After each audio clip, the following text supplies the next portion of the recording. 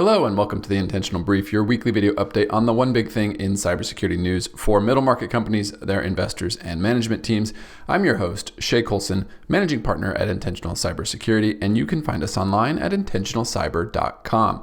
Today is Monday, February 3rd, and while I said last week that we were running at full speed here in 2025, it feels like the pace has picked up even more since I uttered those words, and the fact that that pace is rapidly reaching beyond human scale is not surprising.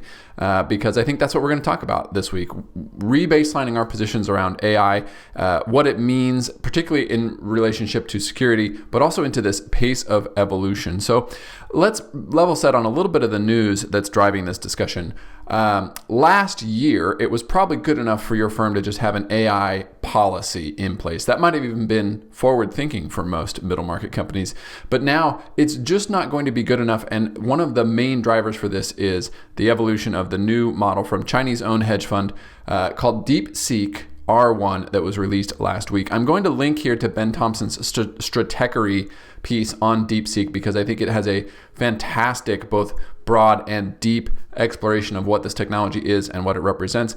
But what I want to do is talk about a couple of significant changes that this model represents and then contextualize that for us in the security side. The first being that it was released as an open source model, meaning anyone can use it and its approach to build on. And the second is that it claims to have achieved similar performance to the latest OpenAI models, but requiring far less compute to do so. I want to unpack these two threads in a bit of context for us and then bring it back to this idea of why you need to get moving on AI as soon as you can. So first, to the open source piece, this structure essentially guarantees that the best practices developed by any model will quickly be replicated by every model. We've already seen, in fact, Sam Altman, CEO of OpenAI, note that they need a new open source strategy based on DeepSeek's success, and even called his firm, quote, on the wrong side of history, unquote, according to reporting in the last couple of days in Fortune.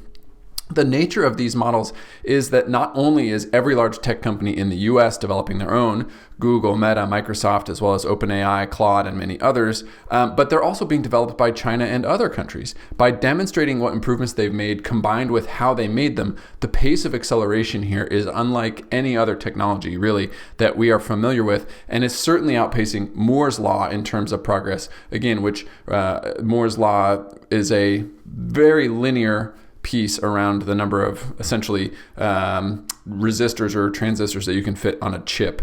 Gordon Moore being one of the founders of Intel, essentially doubling every 2 years. We are far outpacing that progress. And this progress, of course, is then compounded into the other models driving exponential growth. Plotting the progress up to this point is even becoming difficult. And there's a lot of contention around these sort of things with benchmarking, capabilities, costs. But I think that brings us to point two and also misses the broader point entirely. So point two is around this potentially significant reduced training cost for DeepSeek's R1 model. For me, it doesn't matter if the training cost $6 million or $60 million or $600 million. They're suggesting $6 million, others are suggesting $500 million, including the Financial Times. None of that matters because they are billions of dollars less than what OpenAI has spent to train their model. And the fundamental mechanics they're using to make this reduction in cost are going to be applied across all the other models, and the cycle will continue to innovate.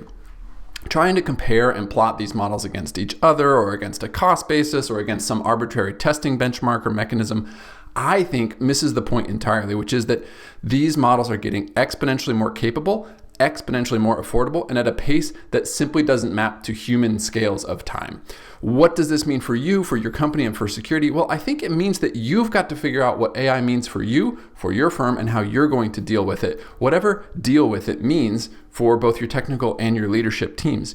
I would suggest trying to figure out a way to provide paved paths or playgrounds where you can learn to use AI, build capabilities and familiarity with it, and do so in a way that gives you and your employees a reasonable level of security controls around it. These technologies do take a good bit of experimentation to really understand and start to extract value from in kind of a corporate context, and that's something that's only going to get harder to catch up on the later that you jump in. Your employees, and especially your competitors, are going to be experimenting with this technology, and resisting it outright or resisting it entirely seems like a pretty untenable position. Understanding how it all works, including when and if data is shipped back to China, for example, will be critical for not only success, but frankly, survival in many companies and industries. Having security lead the way on an AI framing can be very helpful. And this is not new. We've actually done a lot of things like this in terms of phase shifts, fundamental transformations. Most recently, we might think of the cloud as one of these examples, but think about things like smartphones or desktop computing, other things in the past few decades where we've needed to figure this out. We can do it. So I would encourage you to find a way to get started. Write an AI policy. Make your next tabletop about an unauthorized use of AI. Build a sandbox where your employees can play. Consider trying the low barrier things like Copilot or Google's Gemini, even if they leave plenty to be desired from a capability perspective.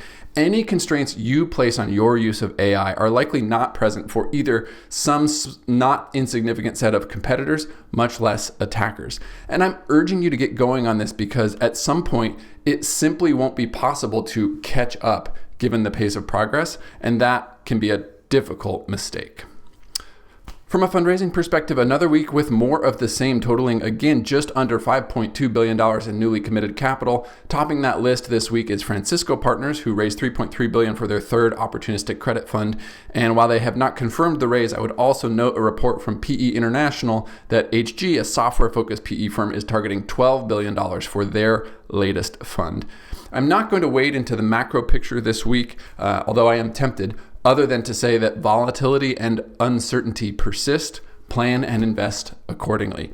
Reminder that you can find links to all the articles we talked about in the comments section below. You can find written transcripts and back issues of these videos at intentionalcyber.com, and we will see you next week for another edition of the Intentional Brief.